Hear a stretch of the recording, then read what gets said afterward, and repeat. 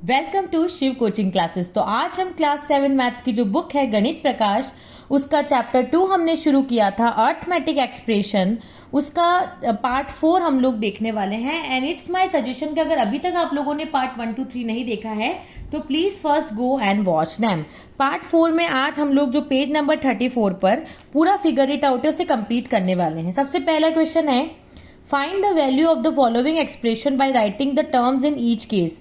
यहाँ पे आपको एक्सप्रेशंस दे रखे हैं, तो आपको एक्सप्रेशंस की वैल्यू निकालनी है और उसमें टर्म्स लिखना है। सबसे पहले आपको एक्सप्रेशन में से टर्म्स बनाने हैं और उन टर्म्स से आपको वैल्यू निकालनी है। तो टर्म्स कैसे निकालते हैं मैंने आपको बताया था कि ये प्लस से जितने भी सेपरेट हो रहे हैं उन सबसे हम टर्म बनाते हैं, जिसमें इसमें एक टर्म तो हो गई आपकी 28, एक टर्म हो गई -7 और एक हो गई आपकी 8। तो आप कैसे लिखेंगे, इसमें 3 टर्म हो जाएगी, एक हो जाएगी 28, एक टर्म हो जाएगी -7 और एक टर्म हो जाएगी 8 और इन सबके बीच में क्या लगा देंगे, प्लस। अब आप बोलेंगे मैम आपने यहाँ प्लस कैसे लगा दिया। आप जब यहाँ प्लस माइनस क्या होता है माइनस, तो आप इन दोनों जब ब्रैकेट को खोलेंगे तो भी यहाँ पे माइनस ही आएगा। तो हमने कुछ चेंज नहीं किया है, तो हमने इसकी इस तरह से टर्म्स निकाल ली। तो हमने तीनों टर्म को लिख दिया। देखिए मैं आपको बताती हूँ हम इसे कैसे सॉल्व करेंगे। जैसे सबसे पहला क्वेश्चन मैंने लिख लिया, इसमें 3 टर्म्स है मेरे पास। कौन कौन सी है, सबसे पहली टर्म है 28 प्लस -7 प्लस 8। ये है हमारे पास इसमें 3 टर्म्स। अब इसे सॉल्व कैसे करेंगे, इसको तो हम डायरेक्टली सॉल्व कर सकते हैं। 28 में से 7 गया तो 21 और 21 में आपने 8 ऐड किया तो आया 29। तो इसका आंसर, इसकी वैल्यू तो आ गई आपके पास 29 और इसमें टर्म हो गई एक 28, एक -7 और एक 8। दूसरा क्वेश्चन है हमारे पास, तो इसमें एक टर्म तो हो गई 39, एक टर्म हो गई -2 × 6 और एक टर्म हो गई 11। तो एक टर्म तो हो गई आपकी 39, एक हो गई -2 × 6 और एक हो गई 11 जो प्लस से सेपरेट हो रही। देखिए एक ये वाली 11 हो गई, एक 39 हो गई, माइनस आप इसके साथ ले गए मल्टीप्लाई के साथ, तो बीच में आपने लगा दिया यहाँ पे प्लस। अब आप में इन तीनों टर्म्स को अलग अलग सॉल्व करना है। 39 यहाँ पे है, 6 2 जो हो जाएगा माइनस का 12 और प्लस का 11। अब आप इसे इजीली देखिए सॉल्व कर सकते हैं। 39 में से 12 गया तो 9 में से 2 गया तो आपका कितना बचा 7 एंड 3 में से 1 गया तो 2। 27 प्लस 11 इसका आंसर आ जाएगा आपका 38। अब नेक्स्ट क्वेश्चन है आपके पास 40 -10 प्लस 10 प्लस 10। तो इसमें टर्म्स कौन कौन सी होगी बताइए। थर्ड क्वेश्चन में एक तो हो जाएगी 40, एक हो जाएगी -10, एक 10 और एक 10, इस तरह से टर्म है। ठीक है, तो इसको भी आप सिंपल सॉल्व कर सकते हैं। देखिए 40 में से 10 गया तो 30, 30 प्लस 10 40, 40 प्लस 10 50। तो इसका आंसर आ जाएगा, इसकी वैल्यू आ जाएगी आपके पास 50। नेक्स्ट क्वेश्चन में जो हमारे पास टर्म्स हो जाएंगी, एक हो जाएगी 48, एक टर्म हो जाएगी -10 × 2, एक टर्म हमारे पास हो जाएगी 16 और एक टर्म हमारे पास हो जाएगी, सॉरी ये 16 डिवाइडेड बाई 2 है ना, एक टर्म हमारे पास हो जाएगी 16 डिवाइड बाई 2, मतलब 16 डिवाइड बाई 2 पूरी एक टर्म हो गई, -10 × 2 एक टर्म हो गई और 48 एक टर्म हो गई। तो हम इनको अलग अलग देख लेते। 48 का 48 -10 × 2 क्या हो जाएगा 20। ठीक है 20 और इसके बीच में क्या आएगा यहाँ पे प्लस, ये माइनस का 20 आ गया और 16 को 2 से डिवाइड दिया तो कितना आया हमारे पास 8। ठीक है, तो अब यहाँ पे ये ऐसे आ गया है, मतलब कि 48 प्लस -20 प्लस 8। तो 48 और 20 के बीच में 2 साइन है, तो ये क्या हो जाएगा 48 प्लस माइनस का आ जाएगा -20 प्लस 8। तो 48 में से 20 जाएगा तो कितना बचेगा आपके पास 18, नहीं कितना बचेगा आपके पास 28। और 28 में जब आप 8 को ऐड करेंगे तो आंसर आएगा 36। तो इस तरह से इसकी वैल्यू आ गई। नेक्स्ट क्वेश्चन में हमारे पास टर्म्स कौन कौन सी बनेंगी। देखिए क्वेश्चन है हमारे पास 6 × 3।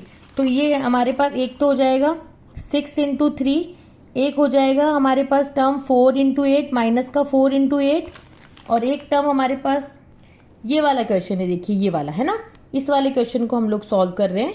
हाँ तो ये एक टर्म तो हो गई 6 × 3, एक हो गई माइनस का 4 × 8 और यहाँ पे भी इंटू है, तो एक टर्म हमारे पास, एक तो देखिए सॉरी एक टर्म तो हो गई हमारे पास 6 × 3 और एक टर्म हो गई हमारे पास माइनस का 4 × 8 × 5 और इन दोनों को हम कर देंगे प्लस, क्योंकि ये तीनों मल्टीप्लाई हो रहे हैं और ये दोनों मल्टीप्लाई हो रहे हैं। तो 6 3 हो गया हमारे पास 18 और 4 8 32, 32 5 हो जाएगा माइनस का 160। अब ये प्लस माइनस है तो 18 प्लस माइनस हो गया 160 और प्लस माइनस माइनस होता है, 160 में से 18 जाएगा तो आपके पास बचेगा 142, वो भी माइनस का। So this is your value. तो इस तरह से हमारा फर्स्ट क्वेश्चन हुआ कंप्लीट।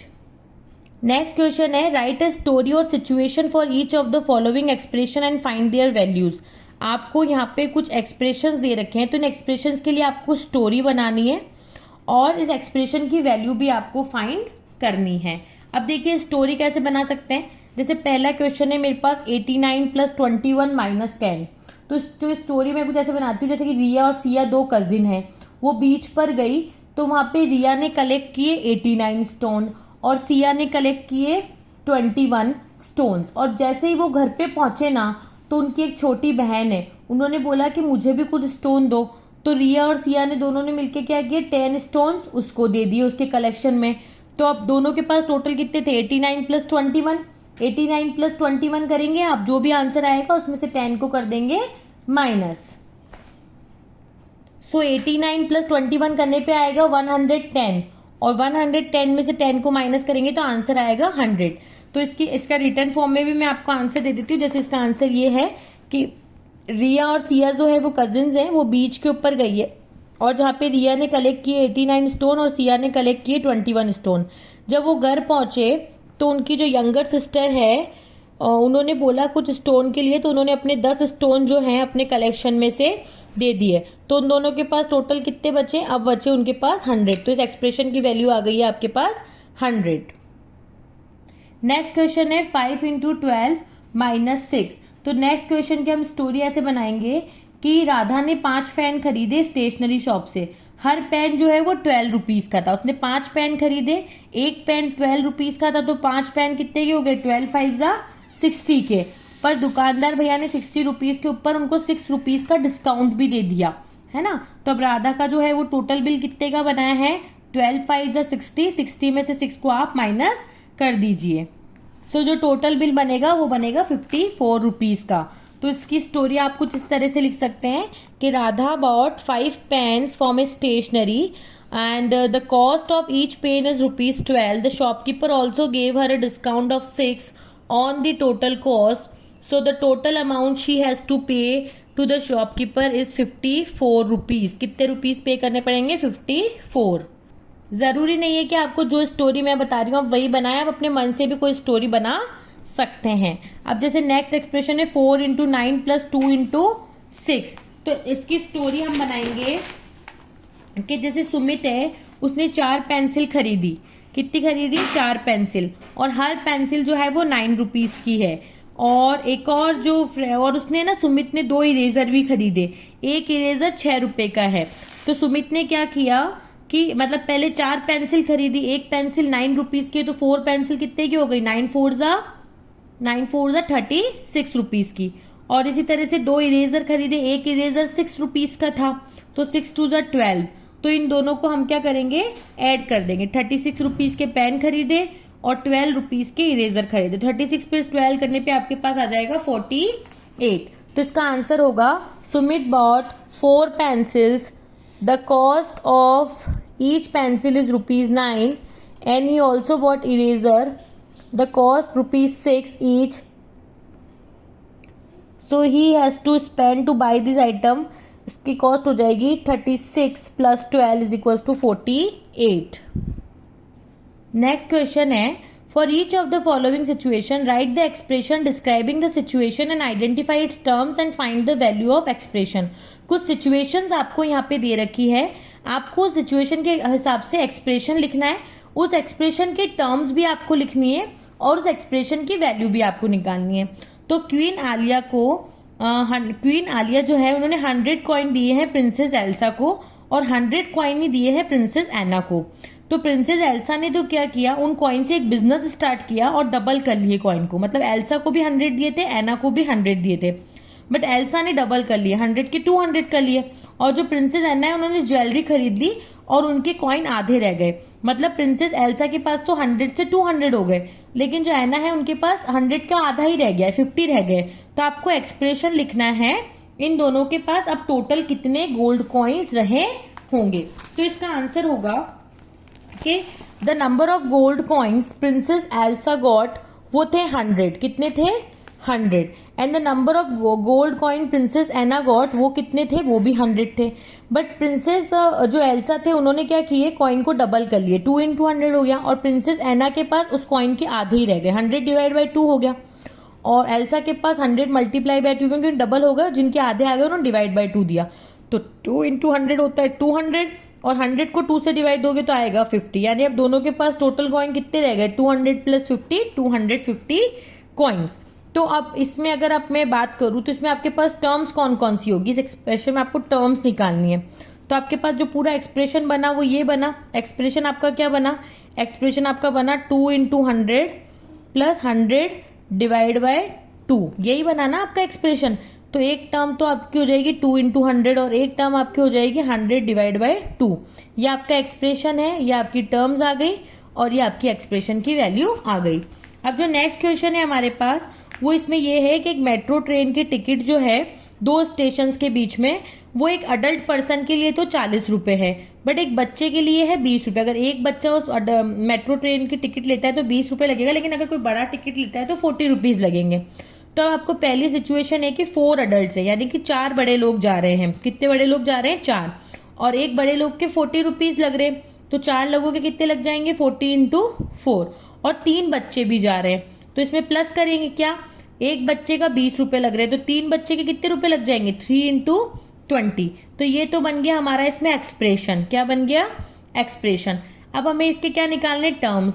तो इसमें 2 टर्म्स होगी, एक तो होगी 4 × 40 और एक टर्म होगी 3 × 20। पर अब आपको इसकी वैल्यू भी निकालनी है, तो 4 × 40 करेंगे तो कितना आएगा 160, और 20 × 3 करेंगे तो कितना आएगा 60। जब आप इसमें इसको ऐड करेंगे तो आपका आंसर आएगा 220, आंसर आएगा आपका 220। यानी एक्सप्रेशन तो ये रहा, टर्म्स 2 हो जाएगी, एक 4 × 40, एक हो जाएगी 3 × 20, और जो वैल्यू होगी वो हो जाएगी 220। चलिए इस फिगर इट आउट का लास्ट क्वेश्चन बढ़ते हैं, बहुत इंपॉर्टेंट क्वेश्चन है ये। Find the total height of the window by writing an expression describing the relationship among the measurement shown in the picture. आपको ये पिक्चर दे रखी है, देखिए इस तरह से एक पिक्चर आपको गिवन है, यहाँ बॉर्डर गिवन है, ग्रिल गिवन है और गैप गिवन है।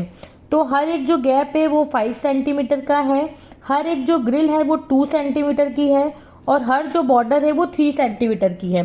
तो हमें पहले तो हमें पता है इसमें 2 तो बॉर्डर है, कितनी बॉर्डर है, 2 बॉर्डर्स हैं, और हर बॉर्डर का मेजरमेंट कितना है 3, तो मैं 2 × 3 कर दूंगी। प्लस इसमें ग्रिल्स कितनी गिनी है, 1 2 3 4 5 6। देखिए इनको ऊपर नीचे वाली को मत गिनिएगा, ऊपर नीचे वाली को हमने बॉर्डर में काउंट कर लिया है। तो ग्रिल कितनी है, 1 2 3 4 5 6 ग्रिल्स है, और एक ग्रिल का कितना सेंटीमीटर है 2, तो हम इसको इंटू कर देंगे 2 से।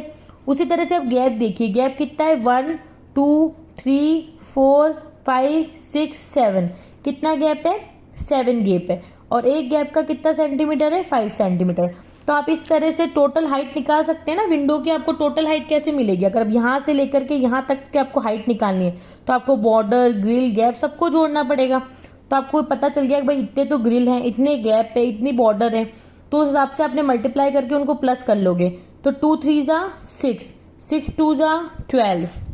देखिए ये तो हमारा बन गया एक्सप्रेशन, है ना। और यहाँ हमारा हो जाएगा एक गैप हमारा कितने का था, टोटल जो गैप थे वो 7 थे ना, एक गैप 5 सेंटीमीटर का था, तो 7 5 = 35 हो जाएगा, 6 2 = 12 और 7 5 हो गया 35। अब आप इन सबको ऐड कीजिए, देखिए 6 + 12 कितना हो जाएगा 18, और जब 18 + 35 करेंगे तो क्या आएगा, तो ये आएगा 53, क्या आएगा 53 सेंटीमीटर। यानी कि जो आपकी विंडो है उसकी हाइट होगी 53 सेंटीमीटर। अब आपने एक्सप्रेशन निकाल लिया, वैल्यू निकाल ली, आपको टर्म्स में निकालनी। तो इसमें एक टर्म तो होगी 2 × 3, एक टर्म होगी 6 × 2, और एक टर्म होगी 7 × 5। तो इसी तरह से देखिए विद इन 14 मिनट हमने पूरा फिगर इट आउट आपके साथ एक एक क्वेश्चन को सॉल्व किया है।